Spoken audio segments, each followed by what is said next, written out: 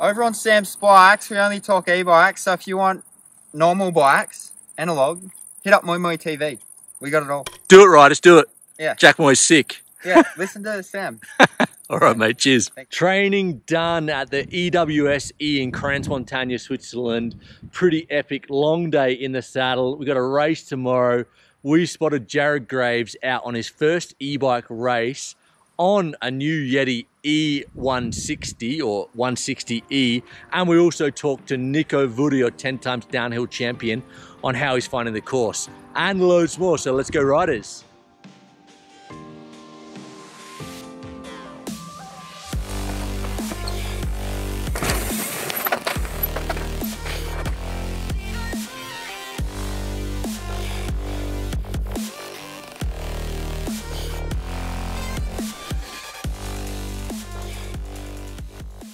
Riders, welcome back to Sam's Bikes, where you know we only talk e-bikes, and today, what a day. Massive day in the saddle, 3,000 meters of downhilling, 3,000 meters of uphilling, or more or less, something like that. Didn't have the Garmin on, but it was a massive day.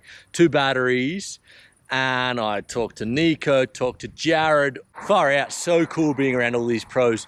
And I'm happy to say my fitness is there.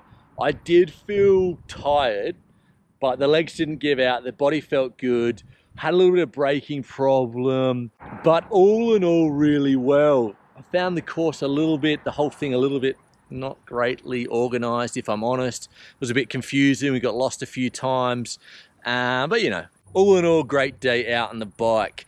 And I'm happy to say the trails weren't that hard, but you could push it, you could get a little bit loose out there. And I did get loose once or twice, but you know, like, they weren't that hard. Actually, some of the connecting stages were mental, super steep. And the first hill climb, almost impossible. I had 2 cracks at it, and I got up a little bit on the second time. The first time, nothing. And I saw a lot of pros not getting up. It was really difficult. Think of a really steep technical downhill. We were going up it. And that's where I saw Jared Graves riding the new e-bike from Yeti. It's looking pretty serious. And I'm so excited to see Jared racing e-bikes. I'm a big fan of Jared's work. You know, BMX, downhill, 4-cross, enduro, now e-enduro. The guy's an absolute legend, and he said he couldn't say too much about the bike. Actually, he said he couldn't say anything. It's definitely on a Shimano EP8. I'm not sure about the battery. It looks maybe 630, or Yeti could have done something custom like a 700. You know, I did feel a little bit bad about posting on Instagram. I don't really like doing that, but look, they're racing here. I'm sure it's going to be on Pink Bikes It Out tomorrow. And I was just really excited to see Jared racing. I thought he was injured, and I think he still is a little bit injured. And the new bike looks epic. It's 160 at the back for sure, maybe 170 at the front. I think it was a mullet. Definitely they've got something funky going on with the suspension at the back. It doesn't look like standard horse link. It looks interesting. I think it looks like a great bike. And it's great to see Yeti finally entering the party of e-bikes. And it looks like they've done a great job. Really interested to see the final numbers on that bike. And Jared, I think he's going to do a great job tomorrow. Let's see how he gets on, injury and all. I also saw Nico video. Actually, I was behind him a little bit, well, for a very split second. He was doing a lot of sessioning of the trails, really checking it out. And I managed to have a very quick chat with him, and this is what he said. Riders, I'm super excited to be talking to Nico. Mate, thank you so much for your time. Yeah, my pleasure. And how are you finding the trails today? Yeah, I love it. It's quite fast, you notice, I think, and remember me a bit the downhill back in the day. So it was, the last stage we did was super fast, but even the one in the Alpine trail, so it was, yeah, quite fun. Yeah, I was maybe more expecting something slow and tricky for e-bike, but the trail here are fast. And tell me about your bike. It looks very similar to last year. Have you done any changes? Yeah, and I tried different things since last year, but globally I came back to the same setup. Maybe I just have a longer stem right now, like 45 instead of 35. Okay. Just increase a bit stability in a fast section, the long stem. And in uphill is a bit better. Yeah. But when I really ride the steep track, I'm going for the 35. Interesting, everyone's gone to the Zebs. or the 38s, and you've stayed with the Lyric. What's the reasoning behind that? Yeah, I really like all the Lyric feel in terms of stiffness and all my bike is playful. Here, honestly, 38 will be better. Yeah. But now I discover the trail and it's hard to change last minute. But on this kind of trail, I think the Zeb is give a better stable feeling. But for my weight body, like 67 kilo. And I know you know all your numbers. What's the bike weighing in at? Yeah, 21.5, yeah. Okay. 21.5, depend a bit the tires and all the stuff, but yeah. And the major question I'm asking all the pros here, where are we going to see e-bike racing and e-mountain bikes in general in 5 years? Yeah, I really hope that the e-mountain bike will find his way, especially on racing. So globally here, more alpine trail like we have here, doing more ride. Honestly, just here I'm surprised they remove some uphill at the beginning or the end that who can be in a stage, you know, to do a all mountain style trail. So I see big day of riding, like at least 3 loops, like we did here of 1,000, so 3,000, and a bit longer stage, not sprint stage. Could be cool, and I think there is a place for both discipline, enduro and enduro, but you really need to switch a bit what you offer and not do the same in e-bike, otherwise there is no sense. Well, Nico, mate, thank you so much. Good luck. And I'm sure you're going to do well. I've seen you out practicing and just picking those lines, and mate, you're making it look easy out there. So good luck. And then I was going down the downhill, just, you know, kind of just testing it out, not going too hard. I heard this Aussie accent, get out of the way. And it was Josh Carson riding for Giant on his new Giant Rain. He actually didn't say that. It just sounds better for the story.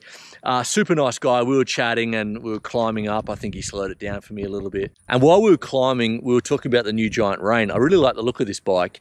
And he was nice enough to stop. I kind of pestered him a fair bit, and this is what he had to say. Carson, mate, thank you for your time. I basically hassled him on the hill here.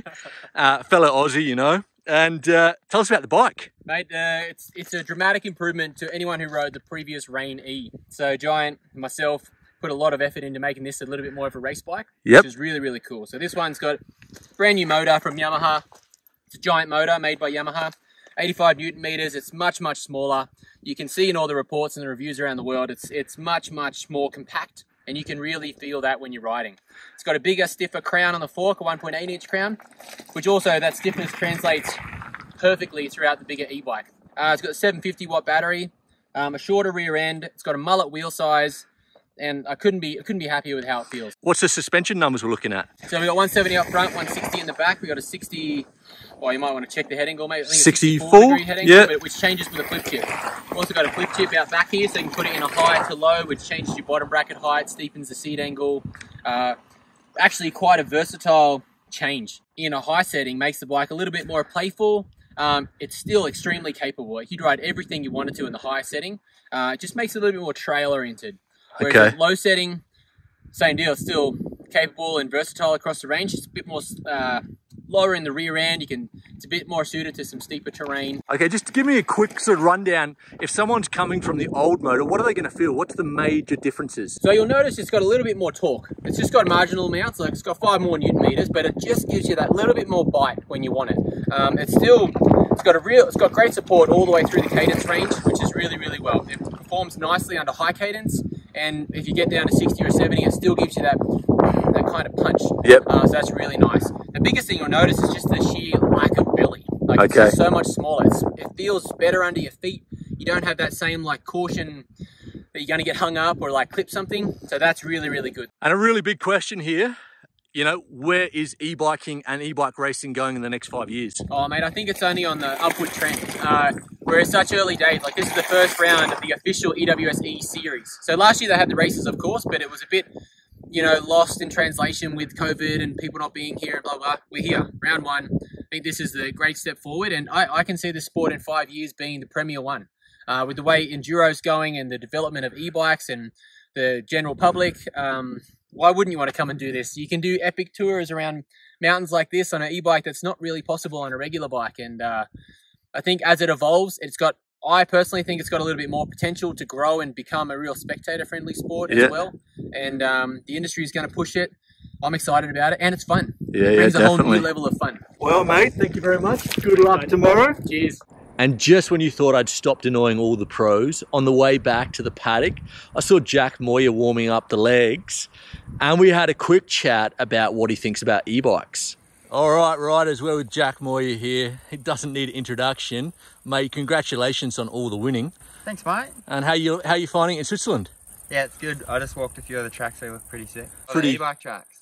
They're hard. This is my first race in 22 years. Oh, mate, yeah. Yeah, well, I do a e-bike channel, so we're going to talk only e-bikes. Yeah. What do you reckon of e-bikes? Yeah, they're sick. Yeah? Good. Yeah? I don't have one, but... You don't have one yet? Still waiting. Oh, really? Still waiting on the e-bike. Yeah? Where do you see, like, the e-bike racing, and where do you think it's going to go in the next couple of years? Oh, I don't know, eh? Have to wait and see. I think they're selling a lot of them, but... I don't know. Yeah, it's hard to tell. I haven't done one yet, but the guy on our team, he was actually supposed to do this race, and he's going real well in the overall in this, so he's not doing it anymore. But we did have a e-bike rider. I think most teams have got guys in the e-bike race, so it's probably only going to get bigger, but have to wait and see. Anyway, Jack, enjoy your time. Good luck. Thanks, mate. And let me know when you get an e-bike. Yeah. And riders, that's it for me from Crans, Montagna, Switzerland, coming to you kind of live. Practice was great. Really enjoyed it. Trails weren't that hard. Definitely fitness is there. Definitely glad I did all the training. Now I'm going to go have a sneaky beer. And thanks so much for all the support. If you have not subscribed to Sam's Bikes, please do so. And also, if you're not following Jared Graves, Jack Moyer, Nico Vudio, and Josh Carson, you should be on Instagram. They're all legends. They all gave me their time while they were trying to practice. I'm sure I annoyed them, but all legends. And riders, that is it for this today or this week. Tomorrow's race day. I really want to get it done now. I'm going to stay safe, and you guys stay safe. I'm going to see you next week.